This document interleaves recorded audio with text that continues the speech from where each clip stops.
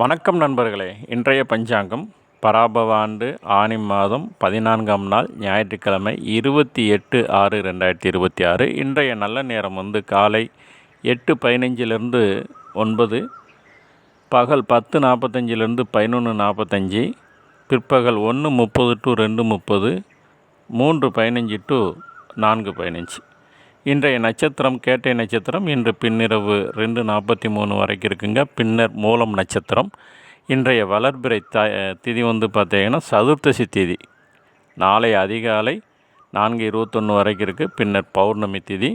இன்றைய சந்திராஷ்டமம் கார்த்திகை நட்சத்திரக்காரங்களுக்கு.